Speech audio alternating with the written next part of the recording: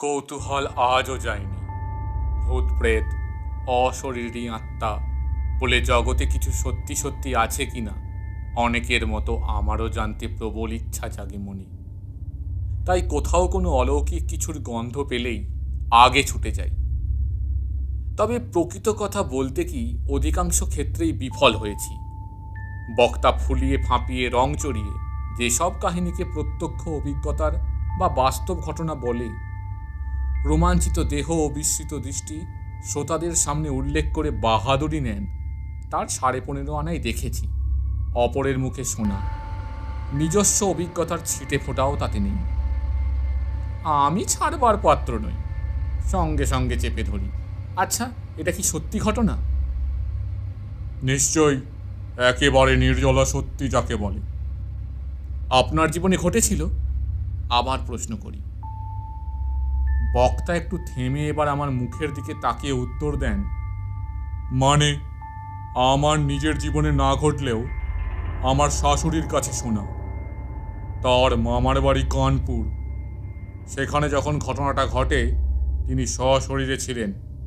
কেউ কেউ আবার আমার মুখে অবিশ্বাসের রেখা ফুটে উঠতে দেখে বিরক্ত হয়ে জবাব দেন, নিজের চোখে না দেখলে বুঝি সত্যি হতে নেই, অবিশ্বাস করতে হয়।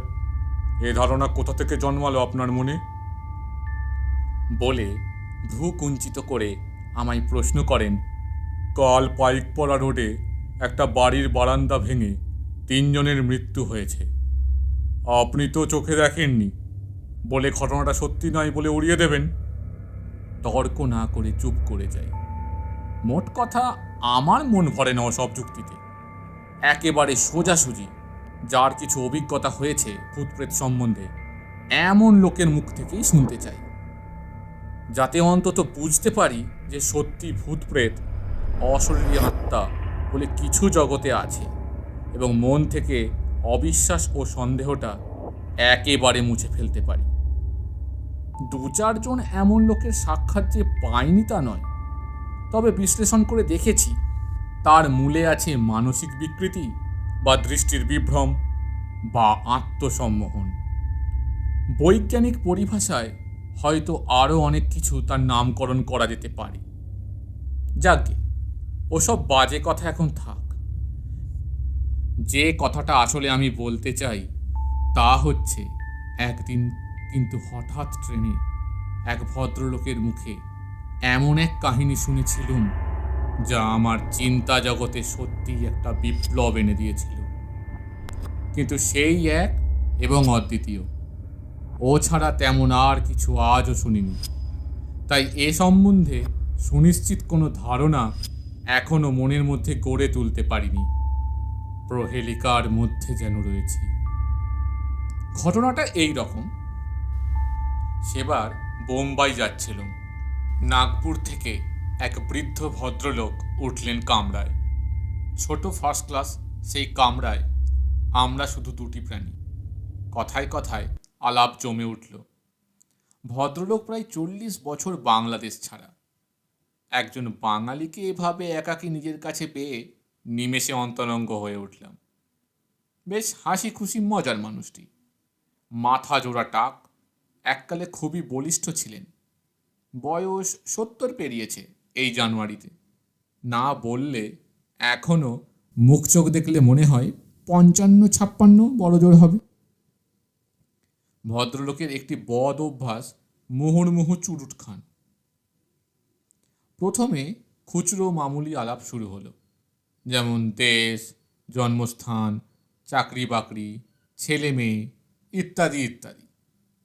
তারপর দেশের রাজনৈতিক অবস্থা, গভর্নমেন্টের কেচ্ছা, রাজেন্দ্র প্রসাদ, ক্রুশ্চেভ, আইসেনহাওয়ার থেকে বাঙালি কি ছিল আর আজ কি হয়েছে ইত্যাদি।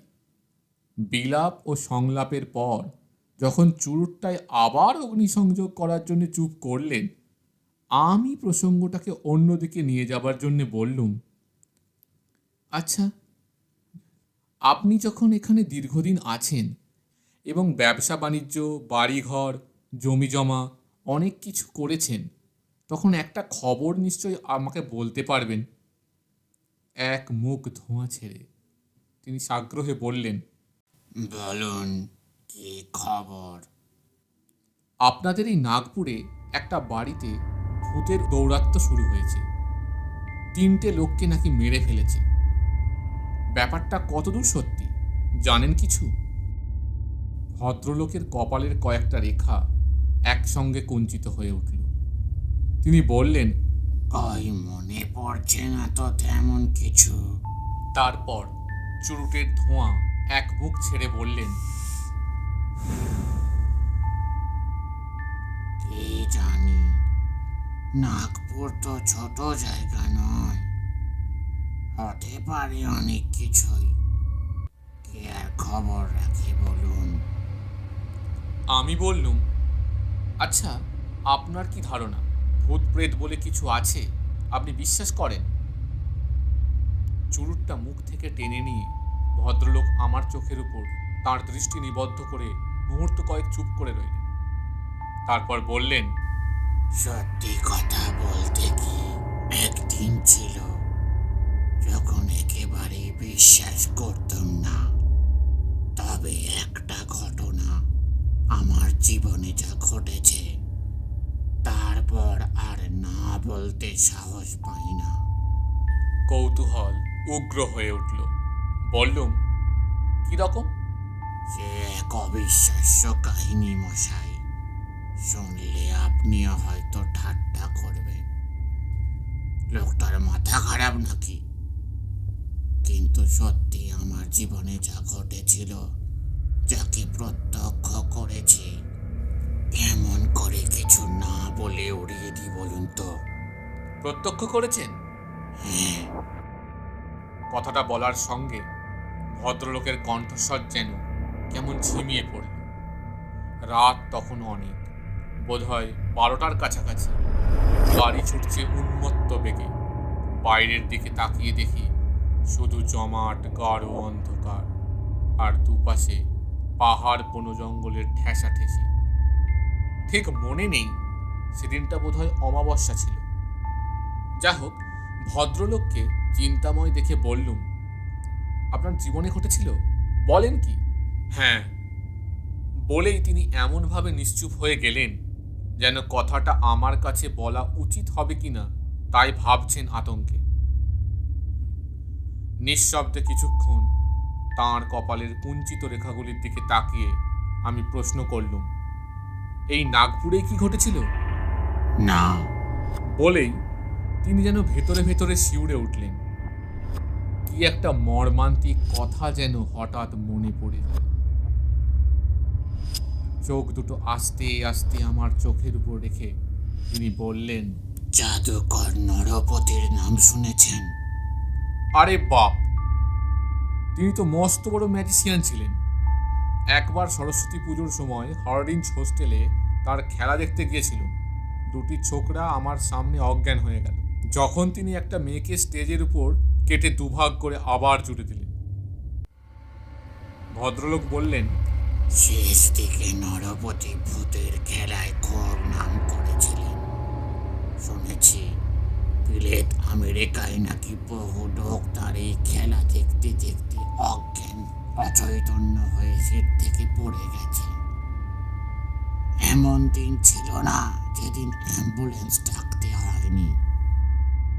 বলে সহসা নীরব হয়ে যেন কি ভাবতে লাগলেন।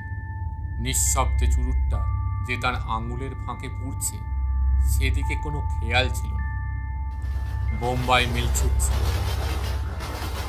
হঠাৎ একটা বড় জংশন স্টেশনের মুখে ঢোকবার আগে ঝনঝন করে লাইনে কি একটা শব্দ হতেই তার চমক ভাঙল।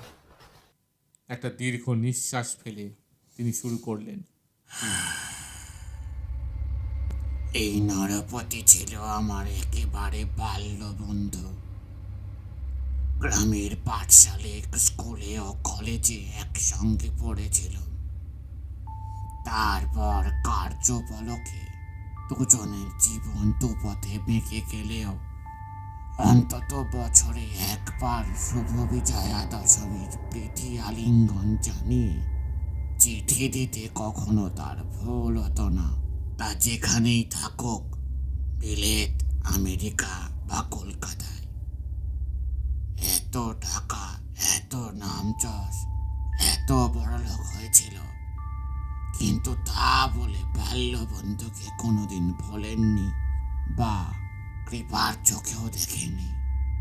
একবার নাগপুরে খেলা দেখাতে এসেছিল।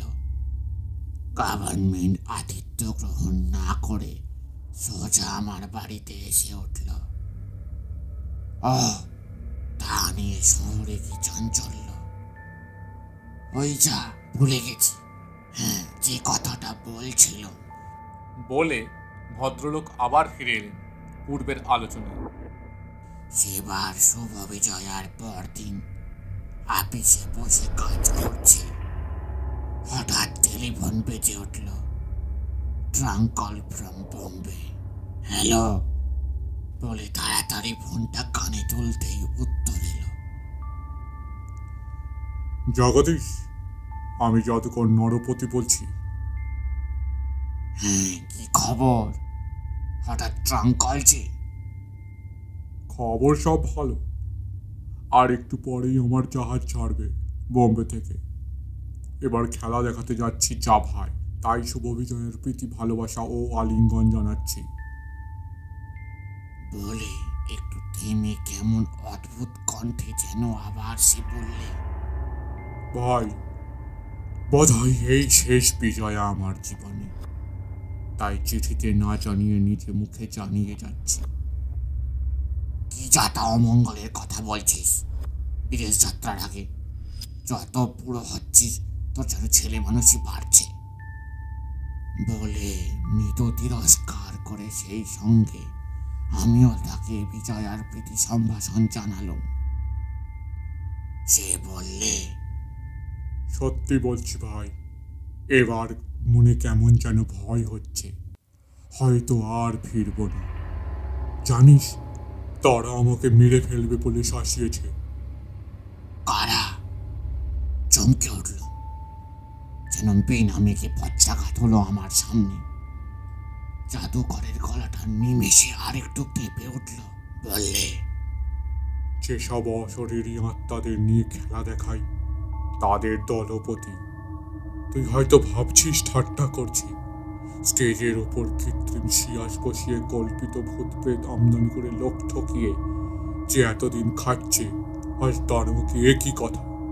হ্যাঁ, আজ সেই কথাটাই তোকে বলে যেতে চাই, যার দ্বিতীয় কোনো প্রাণী জানে না, হয়তো আর জানবেও না। বলে সে শুরু করলে, জানিস, ইদানিং ভূতের খেলা দেখাতে দেখাতে মনে হতো যেন সত্যিকারের কতকগুলি বিকট ছায়ামূর্তি আমার আশেপাশে ঘুরছে। গ্রাহ্য করিনি, কিন্তু একদিন অন্ধকার স্টেজের ওপর থেকে দেখি এক বিকট আকৃতি ছায়ামূর্তির উইংসের পাশে দাঁড়িয়ে কটমট করে তাকিয়ে আছে আমার দিকে। আতঙ্কে ডাক ছেড়ে চিৎকার করে উঠলাম। দর্শকরা কিন্তু তাই শুনে সঙ্গে সঙ্গে হাততালি দিয়ে আমার সংবর্ধনা জানালো। সবাই ধন্যি ধন্যি করতে লাগলো সেদিনের খেলার। আমি একেবারে চুপ, ভেতরে ঠক ঠক করে কাঁপছি। কাউকে কিছু বলিনি। সেদিন রাত্রে স্বপ্ন দেখলো, কে যেন আমায় বলছে, সাবধান, ভূত প্রেত নিয়ে রঙ্গরস করে নখের সামনে অশরীরী আত্মাদের তুচ্ছ তাচ্ছিল্য করার মজা একদিন টের পাইয়ে দেব। এখনো যদি ভালো চান তো ওই আত্মঘাতী খেলা বন্ধ করো, নইলে তোমার জীবন সংকট ঘটবে বলে দিচ্ছি। পরের দিন কিন্তু আর একটি অদ্ভুত ঘটনা ঘটল। স্টেজের উপর ভুয়ো মিডিয়াম নিয়ে কৃত্রিম শিয়াস যেমন প্রতিদিন বসাই, সেদিনও তেমনি বসিয়েছি। এমন সময় দেখি আমার মিডিয়াম ছোকরাটি সত্যিও চৈতন্য হয়ে পড়েছে, অথচ তার হাত লিখে চলেছে টেবিলের উপর সাদা কাগজে পেন্সিল দিয়ে। কিছুক্ষণ পরে সহসা হাতটা থেমে গেল এবং সঙ্গে সঙ্গে সে চোখ খুলে চাইল। আমি তাকে চুপি চুপি জিজ্ঞেস করলাম, ব্যাপার কি? সে যেন হঠাৎ ঘুম ভেঙে উঠেছে, এমনি ভাবে আমার দিকে তাকিয়ে বললে, কিছু নয় তো, আমি কাগজখানা নিয়ে তখন পকেটে পুরে রাখলুম। নিচে ঘরে এসে দেখি লেখা, সাবধান, আবার বলছি, এখনো সাবধান, বন্ধ করে দে খেলা। ইতি তারানাথ তান্ত্রিক পিশাচ সিদ্ধ। সবে এই কথাটা উচ্চারণ করেছে নরপতি, অমনি যেন কে জোর করে টেলিফোনটা কেটে দিলে। হ্যালো হ্যালো বলে অনেক ডাকাডাকি করেও আর কোনো সাড়া পেলাম না। এই পর্যন্ত বলে ভদ্রলোক কেমন এক রহস্য ভরা দৃষ্টিতে আমার মুখের উপর তাকিয়ে রইলেন। আমি বললুম, তারানাথ তান্ত্রিক? ও লোকটা একেবারে বাজে, বোগাস ছিল। পিশাচ সিদ্ধ না হাতি। যখন জীবিত ছিল একবার আমি বিভূতি বাণিজ্যের সঙ্গে গিয়েছিলাম তাকে দেখতে। ওহ, সে কি এখানে? হাওড়া জেলার কোন এক অজ পল্লী গ্রামে মার্টিন কোম্পানির রেল থেকে নেমে ডাহা 2.5 ক্রোশ পথ পায়ে হেঁটে যেতে হয়। বললে বিশ্বাস করবেন না, এত কষ্ট সব চলে গেল। ওখানকার লোকেরা দেখলুম ভয় করে। পিশাচ সিদ্ধ তান্ত্রিকের নাম উল্লেখ করতে গেলেই আগেই দুহাত জোর করে কপালে ঠেকায়। আমাদের কিন্তু মনে হলো লোকটা একেবারে বাজে, বোগাস। বোগাস কথাটা বলা শেষ হয়নি তখন, অমনি দপ করে গাড়ির আলোটা নিভে গেল। সঙ্গে সঙ্গে ভদ্রলোকের কণ্ঠস্বর কেঁপে উঠল। এ কি আলো নেভালো কে? আমি হেসে জবাব দিলাম, কে আমার নেভাবে? ফিউজ হয়ে গেল। পরের স্টেশনে গাড়ি থামলে গার্ডকে বলে ঠিক করিয়ে নেব।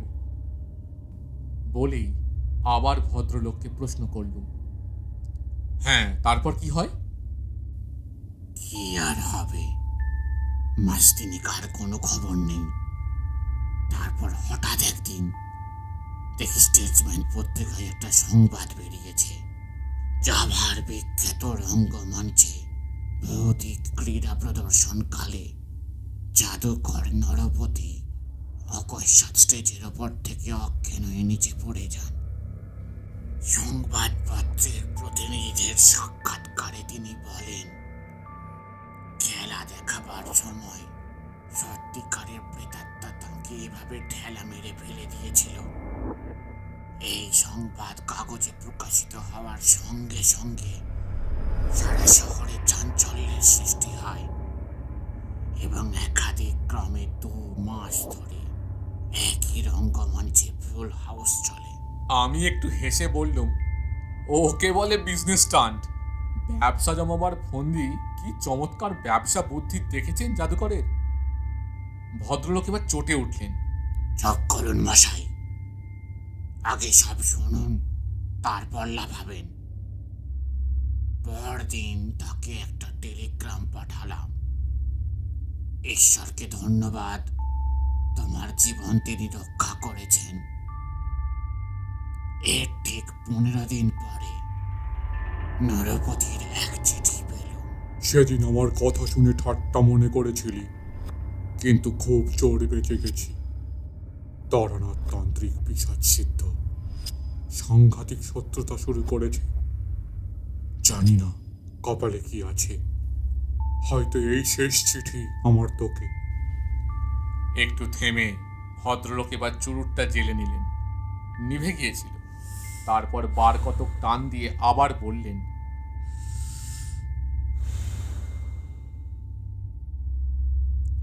এর কিছুদিন পরে, বেশ মনে আছে, সেদিনটা ছিল কিসের ছুটি, আপিস আদালত সব বন্ধ।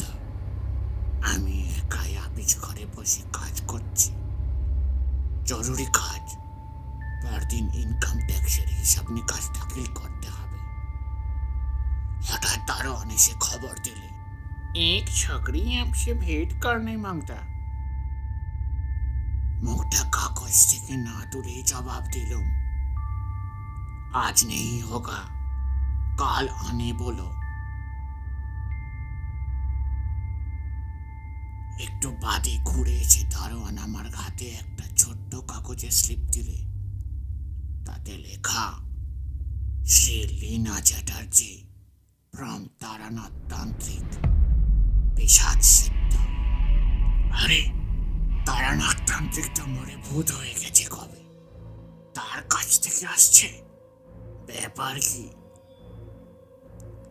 কৌতূহল হলো, দারোয়ানকে বললাম তাকে পাঠিয়ে দিতে।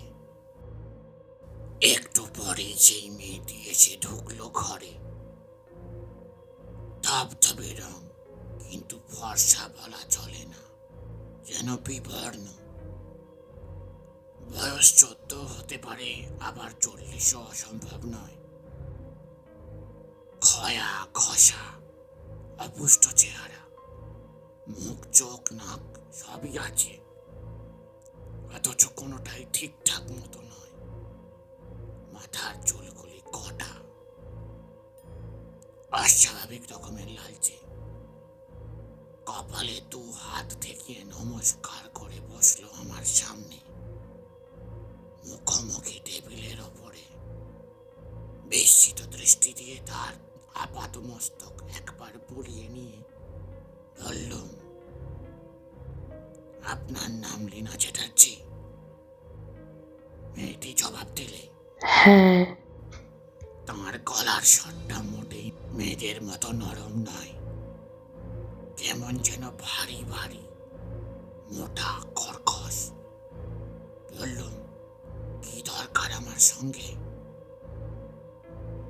মেয়েটি ছোট্ট একটা খামমোড়া চিঠি আমার হাতে দিয়ে বললে, তারানাথ তান্ত্রিক এই চিঠিটা পাঠিয়েছেন। আমি বললাম, তিনি তো মারা গেছেন অনেকদিন, এই চিঠি আপনার কাছে কি করে এলো? মেয়েটি বললে, আমি তার মিডিয়াম, তার আত্মা আমার দেহটা অধিকার করে নিয়ে আমার হাত দিয়ে তার যা বক্তব্য তাই লেখান। যন্ত্রস্বরূপ আমার হাতটা শুধু তিনি ব্যবহার করেন মাত্র। কি লিখি, কেন লিখি, কিছুই আমি জানি না।